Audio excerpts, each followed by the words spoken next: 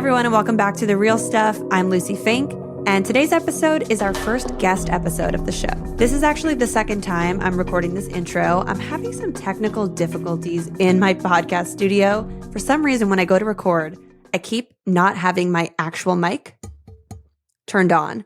And instead, I'm recording the audio in my webcam, and then I listen back, and I'm just like, this is not good for the audience. You don't deserve this. You deserve better audio. So we're re-recording the intro. I'm so excited to get into this episode. I gave the question of who should be the first guest on this show a lot of thought because I really wanted a guest that was going to encapsulate the spirit of the show. Someone who was going to come on, be raw, be open, be vulnerable. And I could not have made a better choice. Many of you might know Mike Johnson for his brief stint on TV. He was a contestant on season 15 of The Bachelorette. He then went on to be on Bachelor in Paradise. We sort of just dive into some of his TV experience and what it felt like on his rise to fame in the episode, maybe even without mentioning what he's in. So in case you don't know him, Bachelorette, Bachelor in Paradise. But Mike has such a unique story. He's had a very interesting upbringing. He's had a lot of cool jobs before becoming what he is today. And even today, although he does operate kind of like an influencer, he works in the sex space. He's got a lot of great stories. He was very candid and shared a lot with us on this call. The other thing I want to share is that aside from me and my podcast team, the only person who heard this interview and who listened to this recording before we made it live was my husband, Michael. One night recently, we were cleaning up the kitchen together and I put headphones in his ears and played it for him. And my husband, Michael, did not know who Mike Johnson was. He didn't follow him on social media. He does not watch reality TV, so he never heard of him. And even without knowing him, my husband said that the interview was incredibly enjoyable to listen to. I heard him. He was laughing out loud at multiple moments. He even was tearing up at one point. So the truth is, this episode, and I'm hoping almost all of the episodes on this show, you don't need to know who the guest is. You don't need to be super familiar with them or their platform in order to find the conversation intriguing, in order to really get sucked into someone else's story. So I hope you enjoy it. Just a reminder, as you're listening, if you are enjoying this episode, please consider going to the Apple Podcast Store and leaving the show a 5-star rating and a written review. It would mean so much to me. Thank you in advance. And with that being said, let's get into episode 2, Mike Johnson. Are you nervous for this interview? 0%. I used to be a financial advisor. I'm a sexologist now, and mental health is something I talk about every day. First of all, you're my first guest interview, so welcome to the show. And secondly, as I'm asking you these questions, if I ever ask you something that you don't want to talk about online, that's totally fair game. And you can always reject a question. If I ask it, in that case, I might just probe as to why it's off limits. But I have a feeling not much is going to be off limits for you. Not much. It's probably just one thing. And if there's something that I do feel something about what I normally do, just my personality, I'm probably going to ask you the exact same thing. And if you answer it, I'll answer it. But if you don't answer it, I'm not going to answer it. Oh, great. All right. So we'll see how this goes. So why don't we tell the audience first how we met? Well, we were a part of a cohort of 9 influencers working with a brand on how influencers and brands can better work together, so we can get a better product at the end result when it comes to advertising on influencers' personal pages. And I found Mike incredibly interesting in this group because not only were you the only male, but you have this interesting story. You are a reality TV star turned sexologist. And I want to dive into all of this. So let me get started in the sex category here with Mike Johnson. I just want to hear present day. What is a sexologist? What do you do? Present day, what is a sexologist? Well, I'm a public-facing sexologist. And so I don't see clients one-on-one as much as I have in the past. What it is that I do is I have a focus in a background where I was taught via an authentic Tantra background. Tantra meaning mind, body, spirit, and sex for the betterment of the individual from an integrative aspect. So we integrate like Western science with Taoist sexual practices and nonviolent communication. It's a bunch of stuff put in the blender to better one's sexual and mental well-being. Did you come out of the womb super sexualized? Super sexualized. No, well, I mean, it was the womb, so it was a sexual aspect. But that Very sounded true. so bad, disgusting. Sorry, Mom. But I have, since I can remember, sexual acts have taken place, whether that was taking place against me or whether that was something that happened. I grew up in a family of all women, and they told me a lot of stuff with how bad guys were. And so I always took that and ran with it. And then I remember I was 18 years old and I was in community college, and my friend said, "What do you want to be?" And I said, "I want to be a doctor of sex one day." And never thought that that would come to fruition, kind of. Are you comfortable opening up at all about, I think it was your words, sexual acts that were committed against you? I think that, yes, I'm comfortable. And I think that it's helpful to hear, because someone in my position, one, I'm a 6'4", 230-pound dude. You don't think of that, but I wasn't always a 6'4", 230-pound dude. I was once like 3'2", 50 pounds, and so I was taken advantage of when I was younger, and even when I was in the womb. My mom was sexually taken advantage of when I was in her womb, and she asked me one time, "Why did you become a sexologist?" And all I said was, "Well, I think it started when you were taken advantage of, and I was inside of you." And she said, "Say no more. I completely understand." And oftentimes, a lot of those wounds are held within the body. I got a book back here that we've all heard of, which is The Body Keeps the Score. Exactly. And so a lot of the training that I do is somatic healing, and the breakthroughs that I've been a part of are just phenomenal. And that's why I do this. That's a beautiful story about your mom. And I'm sure that creates, a really nice connection between the two of you. That's not something I've actually ever heard discussed. The idea of a woman being sexually assaulted while there's a baby in the womb, and then that trauma being passed on to the baby in some way. That's a deep connection to your mother right there. No, for sure. Hey guys, it's Lucie. I'm popping in here onto the mic after this interview's over, and I'm sitting here editing this final episode. And as I listened back to this part, I felt like I had something meaningful to say and to add in here. And you might hear me do this throughout the series, just kind of pop in with some commentary after the fact. As you maybe noticed, Mike just opened up there. He said he was taken advantage of when he was younger, and then almost immediately he went on into the story of his mother being taken advantage of when he was in her womb.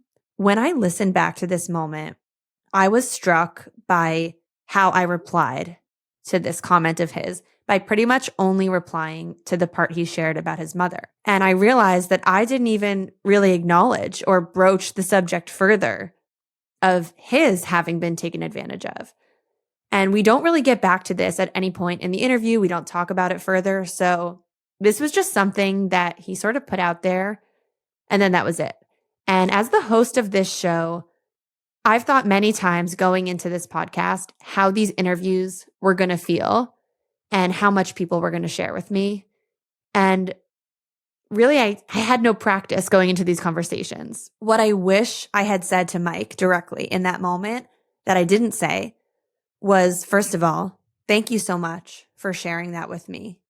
And second of all, I am so sorry that you experienced that type of trauma as a young boy. I think if I'm really being honest here, I only have one person in my real life who has come to me and told me that they were sexually taken advantage of in their childhood. And in that moment, being on the receiving end of that information, it can be really challenging to know how to hear that and how to properly respond in the way that you think the person wants you to respond. Obviously, there's no wrong or right answer, but you can feel a little bit closed-chested thinking, how does this person want me to respond? What is the right thing to say? As the host of this show, something I'm working on is getting myself into these uncomfortable places and really learning how to face that discomfort head on and not steer away from topics that I might not know how to reply to immediately. Even if my reply to Mike in the moment had been that I don't even know how to reply or that I don't even know what the right thing is to say, I think even just opening up about my lack of ability to reply is better than not replying. So all this to say, Mike, if you're listening to this recording, I want to thank you so much for coming onto the show in the first place, for being so vulnerable with us, sharing that part of your story. And I really do wish I had responded differently in the moment. And to all future guests who come on the show, A huge thank you in advance for your candor and for allowing us to engage in these important discussions. Okay, that's all I wanted to say.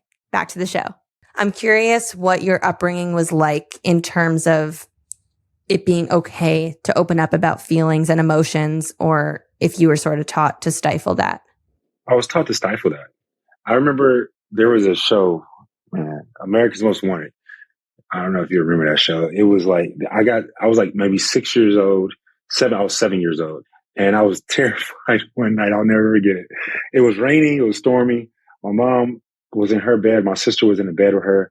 And I was just in the dark watching this show, America's Most Wanted. And on this show, there was a guy. He had an extra thumb that came from the thumb. It was the weirdest thing ever. And he could count money like this and hold it in his extra thumb. It's really cool, but it was, as a little 7-year-old, I was terrified. I run to my mom, like, can I get a bed? And she said no. And obviously I didn't forget it to this day. And she told me no. She said, you need to learn how to, deal with that. In my household, there was no father figure. And so the women had to play the role of a dad and a mom. And so therefore they were masculine as well as feminine. And for me, they wanted to raise what they thought was the right thing to do. And so it wasn't, you can be feminine. Do you mind if I ask about your dad? Yeah, definitely so. He's in your life, but he wasn't in your house. Yes, he was in my life. He wasn't in my house. My sister and I'm looking at her right now. I have her on my desk. We have different fathers. So we lived with my sister's father for a little bit of time, like 3-4 years, but my mother and my father never got married. And he was military, so he would go off from time to time. And they lived in different states for a good period of time, but then also lived in the same state for a period of time. So I just never lived with my father. It wasn't one of those terrible stories. Did that inform in any way what you thought your future would look like? Or, maybe in some ways it told you wanted the opposite, or maybe it was giving you a blueprint? No, definitely. It was absolutely teaching me exactly what I wanted, which was to be there in the household. I've had 2 serious relationships as an adult. And I've said to both of those ladies, God forbid if we ever have children and we break up, you and I are going to live in the same city. We're going to be really, really close. Next dude going to have to deal with it because I don't play that. But I haven't had any children outside of marriage, so we're good. Do you want to have children? Yeah, that's like my number one goal in this entire earth while I'm above ground is to build my future kids a treehouse. Oh, wow. I love that. Like that is by far number one goal. Are you be on TV, do everything. Are you equipped to do that? Do you have those building skills? Thank you for asking. No one's ever asked me that question. I'm building myself. I may have some friends over, like I may hire some help, but I'm 100% going to do it myself. What I anticipate is that I'm going to force my children to help me do it. And so that they can be mad at me, but they can learn so many life lessons. And then when they're like, 18, 19, 20s, they can come back and like, and I have all the memories. It's happening. Like it's so ingrained in my brain. I'm ready for this treehouse. I already see it being like a TLC show. Mike's treehouse. Why a treehouse? Is this something you always wanted?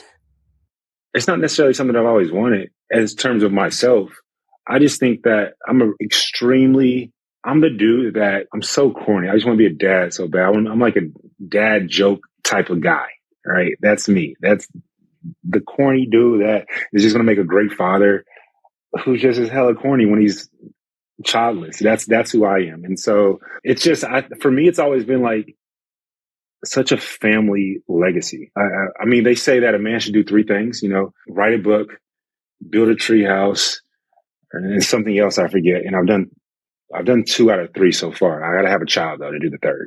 I have never heard these rules for manlyhood, but I got to pass that to my husband. Get on the book, get the tools. We have the tree. We just need the house. So if you were to describe your current mental health, how are you doing? Thank you for that question. I appreciate that.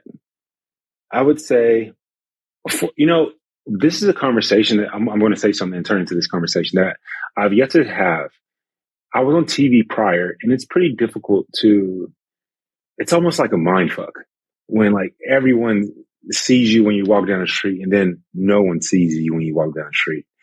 It's like going from nothing and you're happy and you're cool, and then getting a taste of what like celebrities, not the bad stuff or the negative things of it, because it definitely has those aspects, but the good stuff, like cutting the front of the line, or people giving you their best service ever at a restaurant, or just whatever the case, right? And then you go to people being assholes again, and you really learn a lot about life and human beings and the way that we are and our motives, which is really awesome to look at. And so for me, like my audience is the same as your audience, probably. It's like 97% women is my audience. And it's really difficult being a Black guy that's like in his mid 30s, who all my audiences are younger white girls, and I'm trying to relate to them. Super difficult. Never thought I would have to do that. So I think my mental health for a while was, how do I bring authenticity to my own platform while not sabotaging the beautiful blessing that I've been given? Because you and I got our following in very different ways. You earned every ounce of yours. I don't know why I was chosen to go on a TV show and just got it overnight. And so it's been really difficult in trying to be authentic while still trying to create something that these girls can relate to. And so for me, that was really hard for a while. Like the last 12 months, I just be losing followers left and right and really don't care no more. Now it's more like I am cutting fat off, shall we say. And that's how it feels. And outside of that, I would say my mental health is, I'm trying to be really, really transparent and honest. I would say my mental health is definitely in a good spot. And the reason I would say definitely is because goals suck ass. You got to have systems. And I have systems for my mental health. Those systems are broken into 4 categories: meditation, movement, connection, and pleasure. Meditation is just simply a way for you to have peace from mind. Then it goes into movement. I do a lot of movement every single morning. Sometimes we, scream, yell, just get it out, which is beautiful. It really, really helps. And then pleasure. There's like sexual pleasures, of course, but then there's emotional pleasures.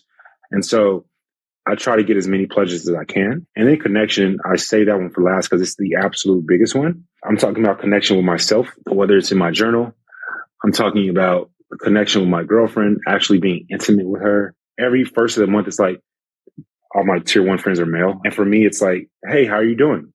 How's your finances? If you have kids, how's your kids? How's your lady doing?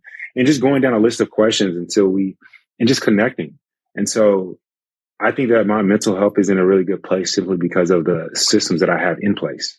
Yeah, it sounds like you take good care of yourself. Those 4 pillars, I guess, are pillars I would say that I prioritize as well. Would you say that in a typical week in the life of Mike Johnson doing your job, that one of the biggest stresses on you and one of the biggest things that weighs on you is maintaining this audience? No, it's damn sure not trying to keep someone happy that doesn't like my authenticity.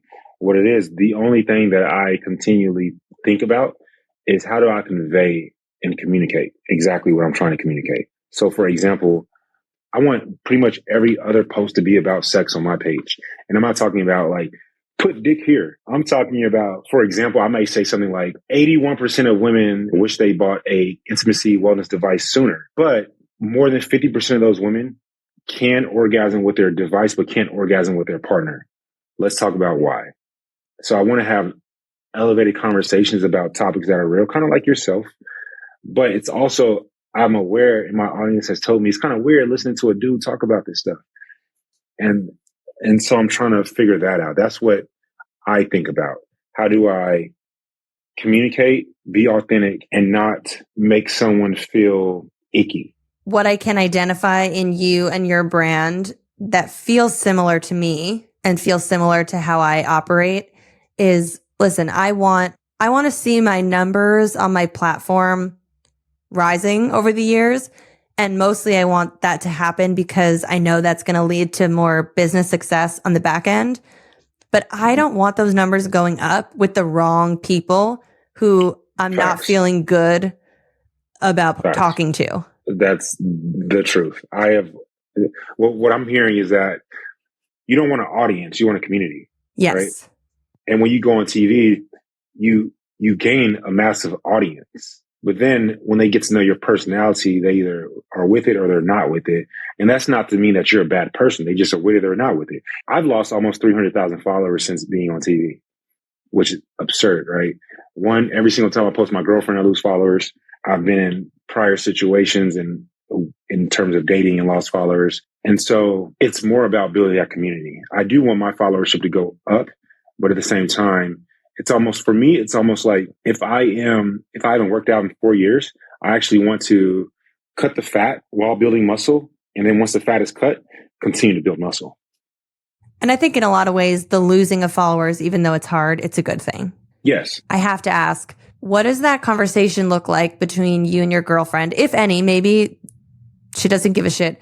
What is it like for her that her partner can't post her because it will affect his business? Well, I definitely post her 100%. I mean, I'm not the type of dude that posts my girl every single day, but I'm definitely the type of dude that I'm all about privacy, not secrecy. So my relationship is private, but it's not secret. Everyone that looks at my page knows that I have a girlfriend, knows that my girlfriend in my eyes is a 10 in every single way. It's funny, honestly, because we watch the numbers every single time, whether it's in stories or grid post. I'm going to lose at least 1,000 followers within the next 4 hours, every single time. And at first it was like, maybe it's because you have a pretty much all white audience and I am an African woman, a dark skinned African woman. And then it's gone to, well, maybe it's just the fact that you don't do thirst traps no more because you're like trying to be a good guy, right? And so that's another aspect of it. I don't think she cares. And the reason I say that is because I think that you love the fact that your person chooses you over X. And in this case, X would be audience members. I'm honestly happy that she isn't, I don't know. I'm happy that it's not a point of contention in your relationship because I can see for someone who's like, this is my business. I need to post. I need to keep my followers, but I'm trying to not hide you away and make it look like I'm single just so that I get followers because that can feel inauthentic and icky. For sure. What brings me happiness is not the number that I see when I go to IG. What brings me happiness is the feeling that I get when my girlfriend alarm goes off for her to go to the gym and she skips the gym because she just doesn't want to leave the bed. What is your earliest experience sexually? My early experience sexually wasn't taken advantage of, but it was more so my big cousin. I've never said this publicly. So I was 5, I think, and my big cousin was like 14. And I remember he has a bunch of brothers, and I was just one of the cousins. And he was doing his thing with his girlfriend at the time. And all of us little kids were disgusting, and we wanted to catch him in the act or whatever. And so we did. And they get done, and he comes outside, and he slaps us all with his hand. And we're like all disgusted by it. And he's like, yeah, that's what a grown man smells like. And I was like, dude, this is ridiculous. And it was just disgusting. It's derogatory. It's something I shouldn't say, but it was a true moment as a child. And that was my earliest memory of anything sexual. And what about your first experience, physically with anything sexual? I was very young as well. And I'll say this. I believe in mutual pleasure. I'll start with that. And I was doing something that I thought was mutually pleasurable. And there's a term for it, right? Eat someone out. And so as a little dumbass kid, I wasn't a child. I was a young teenager. I performed cunnilingus, what I thought was cunnilingus.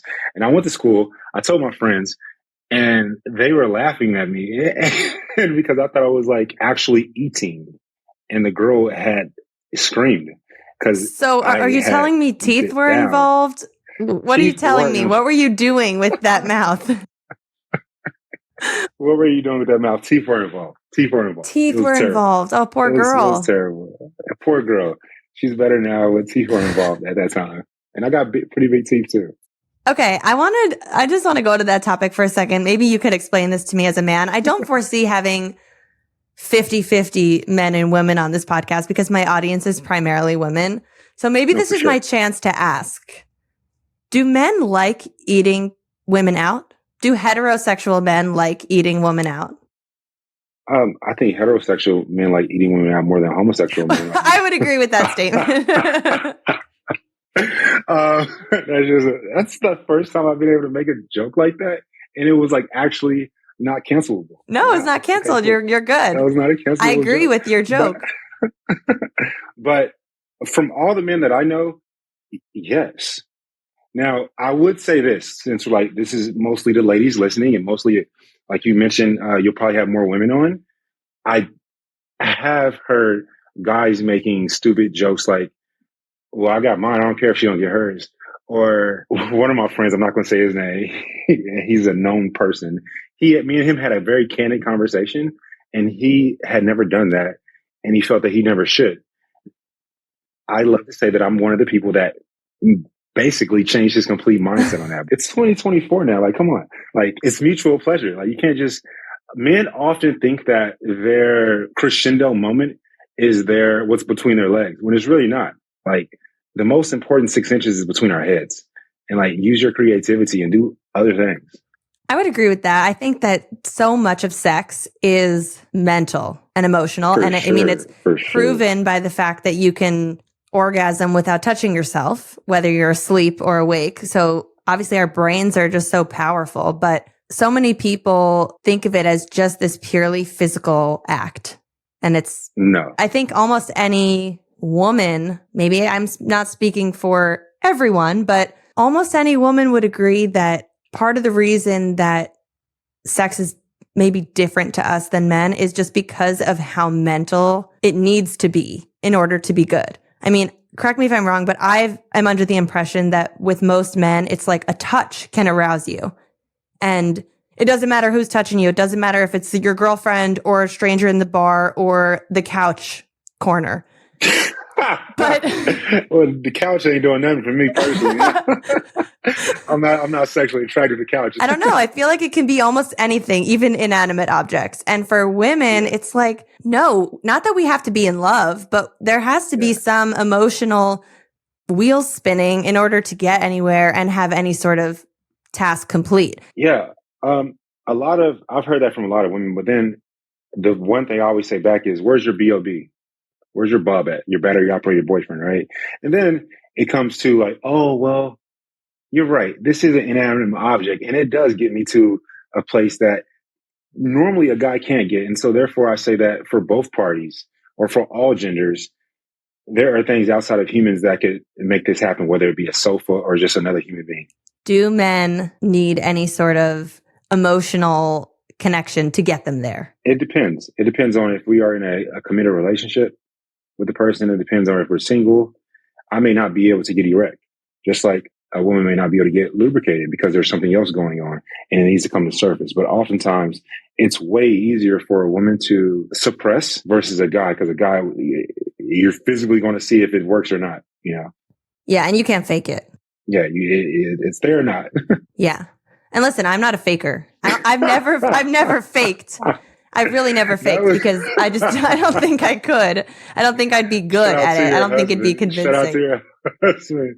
I have a newsletter. In last week's edition, we literally talked about faking, and for all men and women both, please stop faking. I'm really curious what percentage of people do that regularly, because that seems like a lot of work. It's a performative act. What are you doing, an Academy Award Meg Ryan moment every week? I think it says something like, don't quote me, this is 100% incorrect, but it's around this number. More than 80% of women have faked it. I would believe that. Like 56% of guys have faked it as well. But it's going down here. Like the number is decreasing of people faking it. So that's a good thing. On the topic of orgasms, because I think that's everyone's ultimate goal when they're having sex. What is your goal as a sexologist when you're talking in public and trying to help people? Is your goal to teach people how to have the best sex of their life? Is your goal to teach people how to feel connected through touch? What do you say is your mission statement? I'm a sexologist for ultra high net worth men who want to be sexually intuitive within their partner relationships. That's my mission statement. The goal is not to have an orgasm because it's all about peaks and valleys and flows. And so the goal that I would tell people is just to learn to relax with sensation, learn to relax, period. Learn to be comfortable with lights on, with the lights off. Learn to listen to your body. Your body oftentimes is trying to tell you something. The first time I told my girlfriend, we were actually performing a sexual act. And I'll be honest, I wasn't able to be in my body. I was too much in my head. And it was because I had never told her I loved her. And I really, really felt the need to tell her I love her. And I did. And I stopped trying to perform. And I was able to just relax, be present in my body and in my mind, and just tell her how I felt. And so my ultimate goal when I'm talking to people publicly or even privately is just to learn how to speak body language. The best sex that we can all have is connected sex.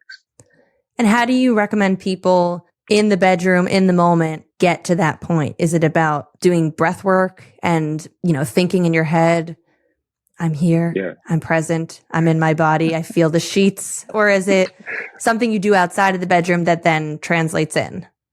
Well, I mean, you're a woman, I'm sure, and you're a mother and a wife and a businesswoman.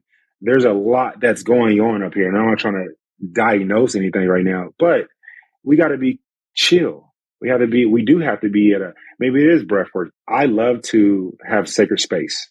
Sacred space is simply the five senses, right? What am I looking at? What am I smelling? What am I hearing? And so oftentimes what I teach is how to be intimate. And so that may be a position that we call yab yum.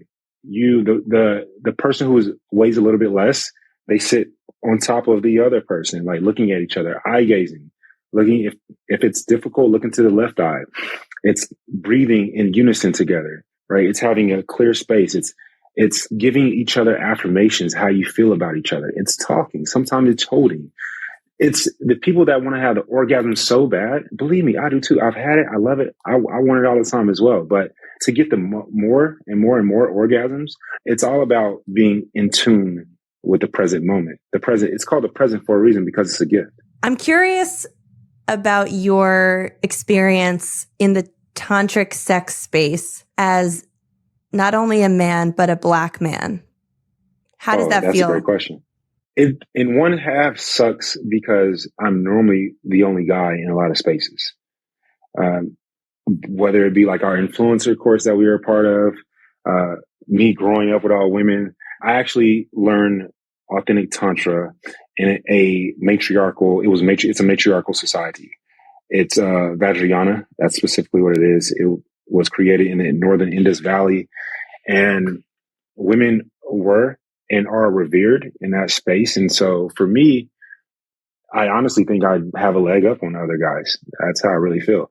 And the reason I say that is because I'm able to tap into what quote unquote we would call our femininity. I look at femininity as the aspect of awareness and the aspect to be creative. I look at masculinity as the aspect of skillful means to the doing. And I think that you and I both have femininity and masculinity within us. I think it's just about tapping into both and having a well balance of both. And so for me, as a Black man, as a bigger Black man, I think that in growing up in the environment that I grew up in and being a war veteran and being shot at and all these different things, my training has helped me to tap into a different space so that therefore the things that bother me, I'm able to convey. I'm able to convey with I statements. I feel this way. I would like this, versus being extremely logical and missing the entire point or not speaking the same language as my partner. It's funny because as pretty much everyone knows, as a man's, our second most pleasurable spot is in our anus.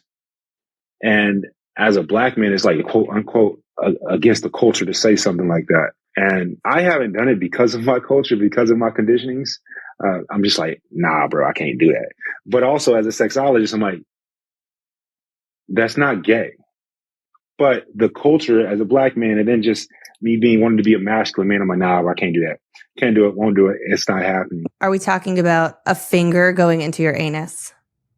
Yes. You're saying your reason for not having tried that, even though and anatomically that it would feel good is more culturally and for sure your position as a man and, as you said, a Black man. Because I think that society, even taking your race out of it, society has this whole masculine, feminine dynamic to it. And I do find it interesting that on the masculine side, men are expected to have that masculine energy as they navigate through society and in all sexual situations. So how does that play into when you're talking to other men? You said you're a sexologist for high net worth men. How do you encourage them to tap into femininity? Because that's important. By listening to them and going back to just getting to the basics of things, making them talk in a non-violent communicative way. Like, what are your needs? What are your wants? What are your desires and what are your requests that you have? And then just simply breaking it down. I am terrified if I were to allow a woman to do that to me and then we break up and then she makes fun of me by saying, you just wanted me to stick a finger in your ass. That would crush me, crush my little heart as a man. Like, I would just be like, oh, it's not just I'm trying to be big and bad and a hard ass. It's like, do I trust this woman? Kanye West was dating a woman named Amber Rose and she made fun of him. She said, Kanye likes fingers in his ass, right? That's such a direct, she purposely is trying to dig at him.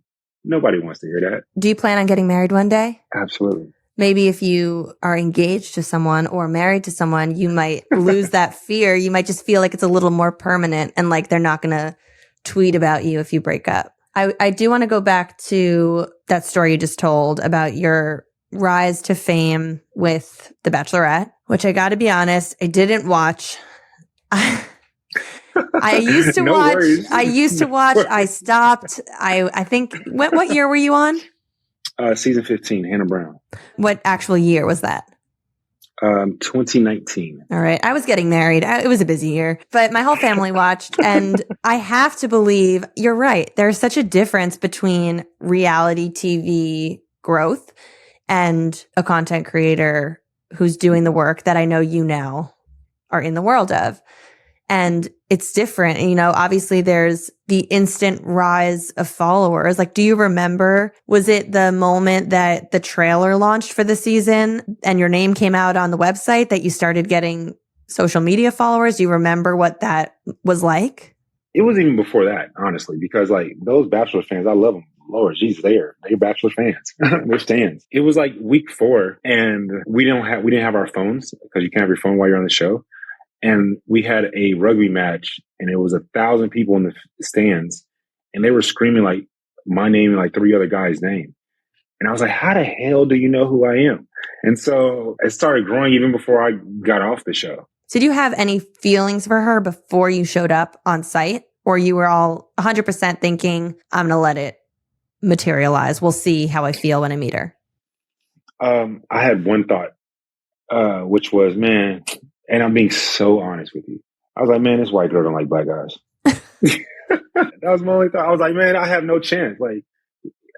Some people like what they like, and there's nothing wrong with that. And how many other Black contestants were there? I think there was a total of 5 of us, to include myself. Did you feel in any way like you were cast as a token Black person just to have racial diversity on the show? Honestly, no. I think that, I know because I'm a part of that world and I know numbers. The numbers don't lie. You got to follow the statistics and the data. I do know that the show, and I'm talking about everything I'm about to say is obviously generalities and 80-20. There's always a person that is against, that is not what I am saying, right? But I do know for a fact, anyone can argue me. There's a beautiful lady. She runs a Instagram called Bachelor Data, I believe. Shout out to her. And just being post-show, you can learn a lot about how this stuff works. And the audience definitely leans one race over another race. I'm not even mad for that. It's like if you were to go on BET, they're going to lean one race versus another race, let's be honest. And so, no, I honestly didn't feel that I was just, there for to be tokenized. Were you opening yourself up to potentially fall in love with her? Yeah, she was a cutie. I'm just super transparent, right? So get out. I see her. I'm like, all right, she a cutie. That's what's up. And this is me individually. First comes sexual attraction, and then comes personality, because that personality keeps. Attraction is, you got me attracted to you. Now can you keep me? Which is the personality aspect. And she definitely had me off of her attraction. And then it went to, let's see how we vibe. And for us, it was definitely, both of us saw that it wasn't for neither one of us. Money, money, money. Let's talk. First, what kind of income does someone in the military get? Man, I was getting shit pay. I think I think at the time I was getting paid, I did the math. I think it was $8 an hour. $8 an hour to be, what were you doing? What was your role? So I was a cybersecurity. I was in the Air Force. Cybersecurity, basically, in the simplest way, we stop people from hacking into the American government. So you were defending America's cybersecurity and making $8 an hour. What the fuck? I know, it's so terrible, right? Like, it's ridiculous. I think I went through 3 different ranks while in the service, and I was enlisted. Like my sister, she became an officer, and she was making, if you're an officer, you make automatically double. Officers can make good money in the service. They don't make enough money in comparison to the skills that they do and the work that they put in, but they still make decent money, shall I say. No one in the military, unless you're like a general, is making ridiculous money. When I actually got out the military, I made more than the highest ranking enlisted person off back, like literally. What type of role did you have right out of the military? When I extremely got out the military, my role was the exact same, but just in the civilian sector. And what was your pay there? I think I was 25 making $80K. 25 making $80K. That's good. Yeah, it was decent. When you were making $8 an hour defending America from hackers, did the military support your lifestyle? How did you 100%, support yourself? 100%. I didn't pay rent. I didn't pay for food, electricity. The only thing I paid for was my car and the things that are associated with a car, cell phone, things associated with a cell phone, and entertainment or food that was under entertainment. But everything that was like for livelihood, I didn't pay for. So you get out. Yeah. You have a, close to a 6-figure salary, and that's your first role out of the military. Then you apply for the Bachelorette. No, I actually became a financial advisor. Okay, so we skipped a whole part. So now you're an FA. What are you bringing in that role? First year, I made 125, and it only went up from there. The month before going to the Bachelor, I made 40K, and so yeah, it was good. It was good pay. Then you go on the Bachelorette. Are you paid for that? Hell no. Not at all. Unless you're the lead. If you're the lead, you get, I think, 100 to 150,000. So you don't get anything for being on TV and putting your heart on the line? You get to tell your mom, look, I was on that square thing up there. Oh. The TV. How far did you make it in the Bachelorette? I think week 7, I want to say. And so that's 7 weeks, if not more, because of production of your life. Yeah. Yeah. And so you just had to take time off from work to do that. Yes. But I never went back to a job. So, for me, I had money saved. I was able to take care of bills, whether I worked or didn't at the time. And yeah, so those 2 months, you're just net negative in terms of pay. Can you take me back to your upbringing? And I'm curious what rhetoric and conversations happened in your household around money. What were you taught about money? For sure. Well, they say there's 3 types of people: poor people, rich people, wealthy people. Poor people teach their kids how to consume and buy. Rich people teach their kids how to invest, and wealthy people teach their kids how to own. And so I was definitely not having a conversation around ownership. Wasn't even having a conversation around investing. I do remember this. My mom at 13 years old, she made me get a bank account. She said, if you ever go to jail, I'm never going to bail you out with money that you don't already have in here. And so I'll never forget that. I was like, wow, okay. It was very much get a job mindset. Like when I have children, that will, from birth, that's never going to be the conversation. And that's not to say to be offensive at all. It's just to say what I said before. There's poor conversations, rich conversations, and wealthy conversations. That's pretty much a fact. And so therefore, for me and having children, it's only going to be wealthy conversations and rich conversations. How would you describe what your socioeconomic status was when you were growing up? My mom made $31,000 a year raising my sister and I. So I would say it was on the bottom tier. For sure, the bottom tier. Free lunch at school, that I was that kid. You get Goodwill, Salvation Army. You got to wear underwear that someone else wore before. Some nights there's for dinner as a growing boy, my sister and I would split a frozen pizza, the 99-cent pieces that are smaller than my hand. And if you're still hungry, you got to eat toilet tissue. So I would say that was it growing up. When it was cold, like it is right now, and the heater doesn't work, you got to go to the stove, turn the heat on the stove, open it up, and just all y'all sit around the stove. Did you feel growing up like, were you exposed to people who had more, and were you feeling like I'm poor, or did you feel safe and secure? I want to answer it in a few different ways. That's a beautiful question. Thank you for asking. I remember one of my best friends at the time, he lived in a 2-parent household. He's a black kid, and he had a 2-story house.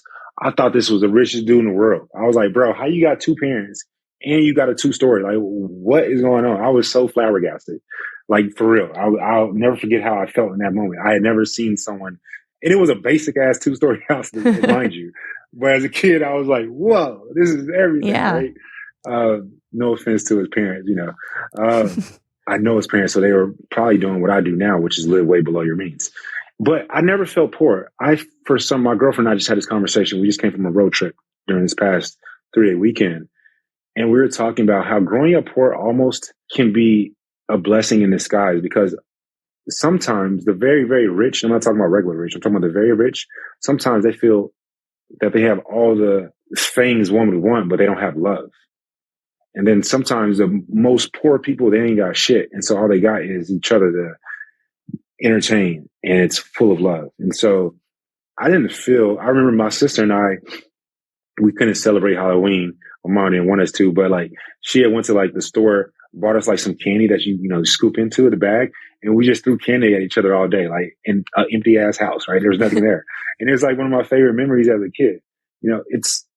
I think the beauty of being a child is that you're ignorant to the fact that you don't know what is without. All you know is what we should know as adults, which is what is the most important things, and love is one of the most important things. And we had that in our household. So I never felt poor. I would say that I was truly wealthy in that regard. I was just going to say there's so many different types of wealth. And I think a really underrated form of wealth is emotional wealth.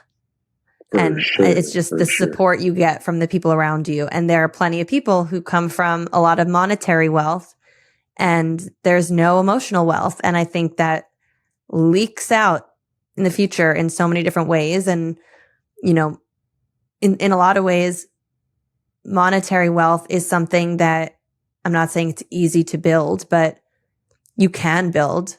Whereas building emotional wealth from an empty well I feel like that's a lot more difficult. For sure. I love the way you said that. I heard you say that you currently live well below your means. Can you explain what you mean by that? My girlfriend, we went on this road trip. She spent $175 on clothing. I spent no money. And I told her, I said, sometimes I spend money for sure, like on a hotel, the dinners, but like in terms of just like buying BS stuff, I didn't do. And I told her, I said, man, I feel so poor. And she was like, well, I said, 'cause you could buy everything you want and I can't. And then I was like, hold up. I just spent $4,500 the day before for my business that I was growing. And so that's what I mean. My money is allocated almost 90% for investing and 10% for bills and leisure. 90% of your current income is going to investments. Is that what you said? I did say that. I would say, to be exact, it's more about 80, 85%. That's aggressive investing. I like it. What are you investing in? It was paper assets. Now we are, we just did our first acquisition of a yoga studio. And now I'm working on a premium artisan goat milk soap that we're trying to create. And so a lot of my dollars go into trial and error, because I've never succeeded as being an entrepreneur. And I say that proudly, because although it sucks, I've succeeded in almost everything else in life except for this. And that just means that I need to put more effort here. And that's why I invest so much into that space because it might be, I might spend $1,000 on training, a training course. I already spent $2,000 for a videographer in the Philippines, right? To go fly to a specific city that we're filming for. And so I just know that for me, all of my ad dollars go to 100% back into investing for something else. Like it's 100% of it goes back. If I do something as a sexologist, that pretty much goes back into everything. All my money goes in investing for the most part. And so for me, it's just, I've taken care of my nut. Like I say, that's just my bills. So my nut is taken care of. And as long as that's taken care of, let's say plus $300 for fun, what else I need the other money for? So I have some nitty gritty cost questions. My first question is, did you go to college before going to the military? No. Okay. I went to community college, but yeah, dropped out. I was going to ask if you had any student loan debt before you left college. No, this is personal. So all the listeners, I swear, am I coming at you? For me, it's always been debt stands for doing everything backwards twice. Unless it's a form of an investment. I think that college is an investment. I think that a home is an investment. I think that a vehicle is an investment. If you're going into debt to buy clothes or a cell phone, come talk to your boy, and we'll have a hard conversation. And so for me, I never wanted to further my education and further the debt that I have to pay back. And so I chose to join the military. I have to agree with you on the cell phone or the article of clothing. I find it harder, the conversation about college, because of the way our society is set up to almost force people into needing an education to get so many types of jobs. It's kind of crazy. I think most being like over 80% of people don't need college. And what I mean by that is if you're not a doctor of some sort, if you're not a lawyer of some sort, if you don't have a very specialized skill, like if you're a podcaster, no offense to podcasters, but why you need to necessarily have a 4-year degree in chemistry. Now, of course, with that being said, most of us don't know what the hell we want to do at 18 years old. But I don't think that what you should do is get approved for $100,000 to go into debt either. I think that being more creative is what we should do as parents talking to our children. If you're going to take $100,000 out, I've heard this before, I think from Alex Ramosi. If you're taking $100K out for college, let's just say, what if that $100K was to build a business and you had someone who was a mentor who held the money and only gave it to you for approved things, right? Basically, what I'm saying is that we could be creative and do other things with that. Or my mom has always said she believes that every human being needs a trade that you can fall back on. I was a wealth management advisor. I saw how much people were paying in their student loan debts. It's absurd. I feel bad for them. I do. And you're talking to a Johns Hopkins neuroscience major who's hosting a podcast.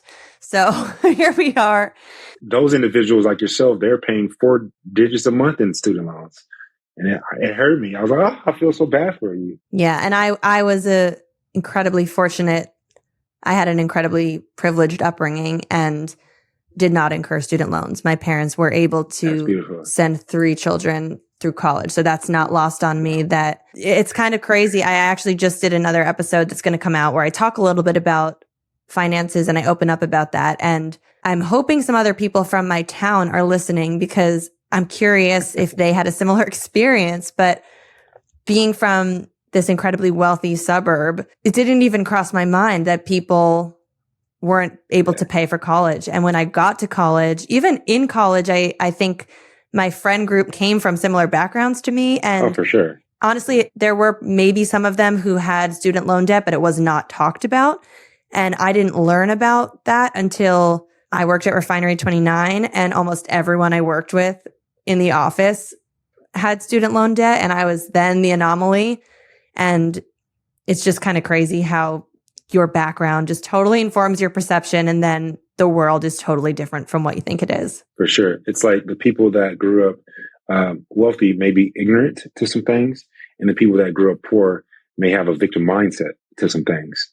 And so like it's both sides is not perfect, right? It's like they may have an advantage in one regard, but then these people may have advantage in another regard. So now in your position, you're kind of half, I guess you are a sexologist, where I assume that means you make money doing that in some way, but you also are an influencer because you were on that panel with me and I know you do brand partnerships. So what are your various income streams right now? My book, I still get paid from that. I get paid from the VA. I get paid from influencing deals. I get paid dividends from my paper assets. And then I get paid from the acquisition we made. What was the second thing you said? VA? Yes, Veteran Affairs. Oh, you have a monthly stipend from that? Yes. The book, what kind of advance did you get for that book? So for my book, I like these questions. I actually welcome this type of stuff. Oh, good. I'm glad. Because I don't know. I've never asked someone how much did you make from your advance. So that was my first time asking it. I'm glad it was welcome. No, it's definitely welcome. For my book, I actually, and this is a thing about me, I chose to self-publish. And the reason I chose to self-publish was because I said I don't really care about New York Times bestseller because I wanted the money, to be honest. Versus getting a publisher, then you have a higher likelihood of becoming a New York Times bestseller because if those that have done their studies on it, it's almost impossible to become a New York Times bestseller as an independent. But I chose the money. I chose the independent route, so therefore there was no advance. I actually put up all the money. This is why I got kind of annoyed when followers would be like, "Everybody does a book deal. They just want to get a paycheck." I'm like, "No, I paid for this." Yeah, I paid for this. Like, what are you talking about? But you can't say that because then you're looked at like a spoiled brat. But I say it now. How much did you pay to write your book? I mean, from printing the book to getting the book shipped here to paying for my editors, I think it was about $11,000 altogether. I want to be extremely clear. My book don't really make no money at all. I still get paid every single month, and it was published in October of 2020, and it's a blessing to still get royalties from that today. But where I made the most money was that what a book allowed me to do was up my pedigree, if we shall. And so therefore, like I'm on your podcast, you could say best-selling author, right? That little sentence allows me to get way more and charge way more for a speaking engagement. So where I might get $15K for a speaking engagement, that's where the real money comes from for my book. Yeah, that's what I've heard from a lot of authors is that it's not really about the sales of the book. Not at all. If you're a wannabe author, I'm telling you now as your friend, you ain't making no money unless you are a J.K. Rowling. I went through, it's a story for another day, but I did go through the process of writing a book proposal and trying to get a publisher and trying to get a deal in advance and all that. And I will tell the story another day. It fell flat. I had a couple good meetings with publishers. And then at the day of the auction, when we were bidding the rights, both publishing houses pulled out of the auction and it just kind of dissipated. And it was very sad at the time. But you know what? I started a podcast instead and decided this is a better medium for me. So I'm not too sad about it. But one day I think a book might be on my horizon. And I have heard from a lot of people that don't expect it to be a moneymaker is what they've said. No, I agree. I think honestly, a podcast allows you to build your network even more so. And so I think that's a win. I agree with that. So, okay, book aside, that's not your biggest source of income. What is your biggest source of income? Is it influencing? That's the shit. When back in the day, I remember I got 6 figures for 7 tweets. 6 figures for 7 tweets. I was like, what? What kind of a brand? Like a consumer product brand? It was a telecommunications brand. Huh. Yeah, telecommunications brand. 6 figures for 7 tweets. How many Twitter followers did you have at that time? I think like 140, maybe 140K. As someone who does not use Twitter as one of my platforms, you're making me reconsider. Should I get to Twitter? No, that was like a one-off. That was just like the more than 6 figures for 7 tweets. I was like, and there was no, I didn't pay like a agent for that, like an agency fee. That was 100%. I negotiated everything, my most I've ever made. And I was flabbergasted at the absurdity for them to give me that much money. Did you have any sort of, not that you should have, because good for you, take that money. Did you feel any sense of imposter syndrome as you were writing those tweets? 0%. I get imposter syndrome for saying I'm a sexologist. You do? A board certified sexologist. Yeah, I get imposter syndrome from that. I get imposter syndrome from saying entrepreneur. I hate saying that my girlfriend, I talked about it yesterday. I do not like saying that whatsoever. I say that I have projects that I work on. And the reason I say that because they aren't successful yet. And so I get imposter syndrome from stuff like that. I get zero imposter syndrome from taking money to bring awareness to X company. I love that. I mean, you have the following. That's valuable. People are value. It's like paying for a billboard where you know it's going to get 100,000 viewers. Exactly. I don't feel bad at that at all. I really don't. How do you make money as a sexologist? Speaking engagements, definitely still. I'm doing one. Is that very lucrative? Are you doing things like $15,000 for one speech? I would say $7K. $7K. 7 to 15.